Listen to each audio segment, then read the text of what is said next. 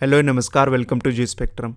तो Donald Trump एकदम बिल्कुल लत लगा के बैठ चुके हैं कि उनको ग्रीनलैंड चाहिए सो चाहिए, बाय एनी कंडीशन। कोई भी कॉन्सिक्वेंसेस को भुगतने को तैयार हैं, चाहे जो उसका खामियाजा हो, लेकिन उनको ग्रीनलैंड चाहिए ही चाहिए। अभी रिसेंट में ही एक बार फिर से इनने जोर दिया है इस चीज़ को लेके। आप यहाँ पे देख सकते हैं, USA will take Greenland the hard way if it can not do it the easy way. ठीक है, तो ये खुली चेतावनी दी है डेनमार्क को यूएसए ने, ट्रंप ने दी है और पूरे यूरोपियन कंट्रीज को दी है खास तौर पे, कि अगर आप इजी तरीके से ग्रीनलैंड को नहीं दोगे तो हम हार्ड वे से उसको ले लेंगे। ठीक है, तो ये इतनी ज़्यादा मैं कहूँगा स्ट्रॉन्ग स्टेटमेंट, एक तरीके से खुली वार्निंग दे रहे हैं। ये कोई उनको परवाह नहीं है नाटो नाटो वगैरह की, नाटो टूटे या क्या हो, यूरोप के साथ इनके संबंध बिगड़े चाहे क्या हो, कुछ भी इनको फर्क नहीं पड़ रहा है इस समय। ये बिल्कुल एक धुत लगा के बैठे हुए कि मेरे को ग्रीनलैंड चाहिए सो चाहिए, और इनका पूरा एडमिनिस्ट्रेशन ही करंट टाइम पे इसके सपोर्ट में। ठीक है, इन्होंने आखिरकार कहा क्या है, देखिए सबसे पहले पूरी स्टेटमेंट देखते हैं अपन कि उन्होंने कहा we are going to do something in Greenland. ठीक है, उन्होंने ये कहा कि हम कुछ ग्रीनलैंड में करने हैं, whether they like it or not, because if we don't to do it Russia or China will take our over Greenland and we are not going to have a Russia or China as a neighbour. ठीक है, तो इन्होंने कहा है कि हमें Greenland चाहिए। अब भले आप पसंद करो, डेनमार्क को ही कहा होगा कि आप पसंद करो या ना करो, हमें ग्रीनलैंड चाहिए ही चाहिए, क्योंकि वहाँ पे रशिया और चाइना की शिप्स वगैरह जो आ रही हैं वहाँ पे आ रही हैं, और हमको वो नेबर नहीं चाहिए कि वो आके यहाँ पे बैठ जाए। अब वेल दो चाइना तो कोई इंटरेस्ट नहीं दिखा रहा है ग्रीनलैंड में। ठीक है, तो उसने आज तक कमेंट भी नहीं किया कि हमको ग्रीनलैंड चाहिए, हमको उसके में इन्फ्लुएंस बनाना है, आज तक नहीं कहा है चाइना ने। ये तो अपने मन से ही बता रहे हैं डोनाल्ड ट्रंप। ठीक है, तो ये चीज़ इनकी स्टेटमेंट आई है सामने, और उसके अलावा इन्होंने और भी ऐड किया कि I would like to make a deal. ठीक है, मैं कोई डील करना चाहूँगा the easy way, but if we don't do it the easy way we are going to do it the hard way. ठीक है, कितना मतलब मैं कहूँगा थ्रेटन कर रहे हैं खुलेआम बिल्कुल। And by the way I am a fan of a Denmark too. अब ये चीज़ तो इनकी है ही है यार, ये तकिया कलाम टाइप का बना है।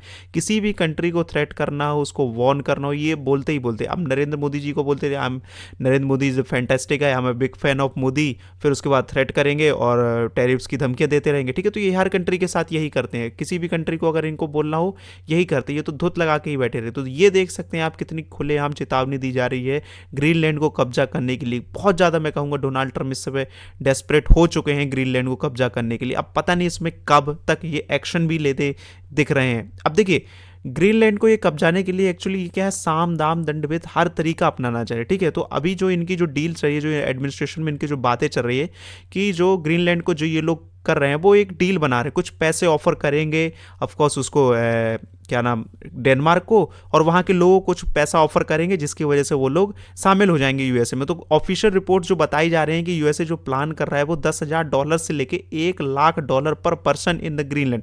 अब ग्रीनलैंड की लगभग पॉपुलेशन 56-57 हज़ार है, 60,000 भी नहीं है समथिंग। तो इतने लोगों को ये 10,000 से लेके $1,00,000 पर पर्सन देने वाले। आप थोड़ा सा इंडियन रुपी में समझें तो लगभग 10 लाख से लेके 90 लाख या फिर 1 करोड़ तक समझ सकते हैं। तो ये मनी देने को तैयार है कि हम एक पर्सन को देंगे अगर ग्रीनलैंड हमारे में इन्वॉल्व हो जाता है, हमारे में मिल जाता है। ठीक है, तो ये देख सकते हैं आप, पैसों की भी लालच दी जा रही है। ठीक है, ग्रीनलैंड को, और डेनमार्क को ऑफकोर्स दी जा रही है कि आपको भी पैसे देंगे हम इस चीज़ को, लेकिन फिर भी यहाँ के लोगों ने इस चीज़ को रिजेक्ट कर दिया है। ठीक है, लेकिन सबसे पहले थोड़ा सा एस्टिमेट समझते कि आखिरकार ट्रंप और उसकी एडमिनिस्ट्रेशन, पूरा यूएसए जो ट्रंप की जो पार्टी है, जो एडमिनिस्ट्रेशन, वो क्यों इतना पीछे पड़ा हुआ ग्रीनलैंड के। वेल इसके एक्सपर्ट जो हैं 3 रीज़न बताते हैं। एक सिक्योरिटी के लिए कि जो ट्रंप जो है 3 चीज़ें यहाँ पे देख रहे हैं। ठीक है, 3 इनके सिनेरियो। एक तो ये जो नाम दिए हुए हैं सिक्योरिटी के लिए देख रहे हैं कि यहाँ पे रशिया और चाइना का इन्फ्लुएंस बढ़ रहा है, जिसकी वजह से हमको यहाँ पे चाहिए पूरा ग्रीनलैंड सिक्योरिटी के पर्सन। उसके अलावा यहाँ पे जो सबसे बड़ी नज़र है जो ट्रंप की है वो नेचुरल रिसोर्स पे,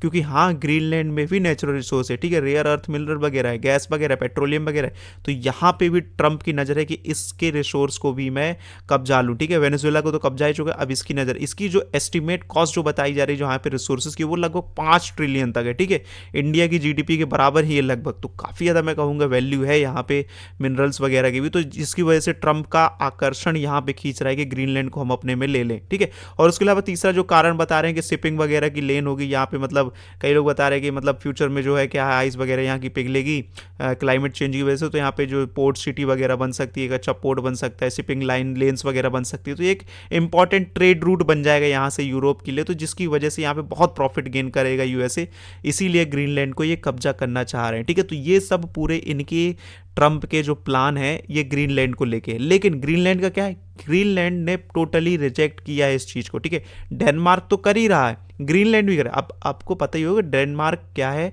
उसी के अंदर ही ग्रीनलैंड आता है। लेकिन ग्रीनलैंड में भी पॉलिटिकल पार्टीज वगैरह, वहाँ पे भी गवर्नमेंट वगैरह होती है जो इलेक्ट करती है। ठीक है, डेमोक्रेसी है वहाँ पे। तो वहाँ की जो सारी पार्टीज हैं वो सब इकट्ठा आए कि हम अमेरिका में नहीं मिलना चाहते, we don't want to be Americans. ठीक है, इन्होंने खुलेआम रिजेक्ट कर दिया इस चीज़ को और कहा है कि we are not for the sale and we are not going to join USA. ठीक है, पूरा मैं कहूँगा अपोजिशन हमें देखने को मिला यूएसए के लिए ग्रीनलैंड की तरफ से। ठीक है, इस चीज़ को हमें देखने को मिला। और उसके अलावा सबसे ज़्यादा तो अच्छी डेवलपमेंट तो ये हुई है डेनमार्क की तरफ से कि जो डेनमार्क की जो डिफेंस मिनिस्टर है, डिफेंस मिनिस्टर, उन्होंने खुलेआम कह दिया है कि will shoot first and ask questions letter. मतलब तुम अगर कोई भी यूएसए वगैरह कोई भी इन्वेटर, तुम्हें बाहर कंट्री का इन्वेटर देखने को मिल जाए तो तुम सबसे पहले उसको शूट करो, फिर उसके बाद क्वेश्चंस रेज करना उसमें। मैं कहूँगा ये काफ़ी ज़्यादा अच्छी बोल्ड स्टेटमेंट दी है डेनमार्क ने अपने डिफेंड में, और कहीं ना कहीं यूएसए इसके बारे में सोचेगा। अब इनको धमकियों से कोई फर्क नहीं पड़ता है, जिस तरीके की ये धुत बना के बैठे हुए हैं कि हमको ग्रीनलैंड को कब्जाना है सो कब्जाना है, तो मैं तो नहीं समझ पा रहा हूँ कि ट्रम्प को इससे कुछ फर्क पड़ेगा। और वो और ज़्यादा इसको एक बहाना मानेंगे कि अब तो हमें और ज़्यादा इसको अटैक करना ही पड़ेगा, ग्रीनलैंड को कब्जाना ही पड़ेगा इस स्टेटमेंट को लेकर। लेकिन और ज़्यादा वर्ल्ड लीडर्स का तो नहीं मैं कहूँगा, लेकिन इमैनुअल मैक्रोन का काफ़ी ज़्यादा मैं कहूँगा मायने रखती है स्टेटमेंट वगैरह, क्योंकि आप अभी देखिए कि यूरोप में सबसे स्ट्रॉन्ग कंट्री लगभग फ्रांस ही है। ठीक है, तो इनकी स्टेटमेंट काफ़ी ज़्यादा मायने रखती है। ठीक है, तो जो इमैनुअल मैक्रोन है उन्होंने रिसेंट में ही कहा है कि France Macron won US under Trump is turning away from the alliance. मतलब उन्होंने कहा है कि हम अपने रिलेशन नहीं बिगाड़ रहे यूएस के साथ। यूएसए के जो ट्रंप हैं, जो प्रेसिडेंट है, वो खुद एलायंस के साथ रिश्ते बिगाड़ने में लगे हुए हैं, नाटो कंट्रीज को थ्रेट करके अपने ही एलायंस के लैंड को कब्जाने की बातें कर रहे हैं, उनको वॉर्न कर रहे हैं, जिसकी वजह से वो खुद अपने एलाइज के साथ रिलेशन को ख़राब करते जा रहे हैं। ये बात सही भी है, क्योंकि यूरोपियन कंट्रीज़ की तरफ से हमें कोई भी ऐसा कोई स्टेटमेंट कभी देखने को नहीं मिले। ट्रंप जब से शुरुआत से ये हैं तब से ये लगा के बैठे हैं कि मेरे को ग्रीनलैंड चाहिए, ग्रीनलैंड चाहिए। अब ऐसे में तो रिलेशन तो बिगड़ेंगे ही, तुम्हारे नाटो कंट्रीज़ पे भी इस पर असर आएगा। अब लेकिन इस चीज़ का एंजॉयमेंट कौन कर रहा है? सबसे ज़्यादा कर रहा है रशिया। ठीक है, अब ऑल तो थोड़ा सा सदमे में है निकोलस मदुरो के जाने के बाद से रशियन प्रेसिडेंट, लेकिन फिर भी एंजॉय कर, एक साइकोलॉजी वॉर खेलने की कोशिश कर रहा है अब रशिया। क्योंकि अभी आपको रिसेंट में पता होगा कि रशिया ने ओरिस्निक मिसाइल को लॉन्च किया है। ठीक है, ओरिस्निक जो बैलिस्टिक मिसाइल है उसको लॉन्च किया यूक्रेन के ऊपर। अब ये ओरिस्निक मिसाइल इतनी ज़्यादा न्यूज़ में क्यों है? क्योंकि ये जो मिसाइल है ये एक न्यूक्लियर कैपेबल मिसाइल भी है। जी हाँ, लेकिन इसमें कोई न्यूक्लियर वॉरहेड नहीं था, ये तो ऐसी थी, मतलब सिर्फ सिंपल बॉम्ब थे उसमें। लेकिन ये ओरिस्निक मिसाइल जो है एक न्यूक्लियर वॉरहेड भी कैरी करती है, ये जो रशिया के पास से। तो ऐसे में देख सकते हैं हम कितना भयंकर साइकोलॉजी गेम खेला जा रहा है रशिया की तरफ से कि यूरोप के ऊपर यूएसए तो प्रेशर लगा ही रहा है ग्रीनलैंड के ऊपर। ठीक है, तो और उसके अलावा अब रशिया भी इस पर अटैक करा है इस तरीके के यूक्रेन के ऊपर। तो जिस तरीके से कितने बुरी कंडीशन में राइट नाउ फंसे हुए हैं यूरोप की कंट्रीज़, अब पता नहीं आगे क्या होता है। क्या नाटो सच में मेरे ख्याल से बच भी पाएगा या फिर नहीं है अगर ग्रीनलैंड पे ऐसा अटैक करते? क्योंकि डेनमार्क के पीएम ने टोटली कह दिया ये चीज़ कि अगर हमारे ऊपर अटैक हुआ तो हम नेटो को ख़त्म समझेंगे, नेटो कंट्रीज़ ख़त्म है। तो अब देखना इंटरेस्टिंग होगा कि अगर अटैक होता है, डोनाल्ड ट्रंप करते हैं, क्योंकि अब देखिए सीरियस वे ईजी वे में तो नहीं लग रहा, क्योंकि डेनमार्क के पीपल ने ही रिजेक्ट कर दिया कि हम नहीं जुड़ना चाहते। तो ट्रंप को कहीं ना कहीं मिलिट्री एक्शन लेना पड़ेगा, तब जाके वो ग्रीनलैंड को कब्जा सकते हैं। तो अगर ये एक्शन होता है तो क्या इसमें रिजल्ट निकल के आएगा? क्या पूरा यूरोपियन यूनियन टूट जाएगा या फिर नाटो कंट्रीज़ का पूरा संगठन टूट जाएगा? क्या होता है? या फिर रशिया के बेनिफिट में ये प्लान जाता है? देखना बहुत ज़्यादा इंटरेस्टिंग होगा। मैं इस पर फर्दर वीडियो बनाते रहूँगा अगर कोई अपडेट होती है। Thank you very much.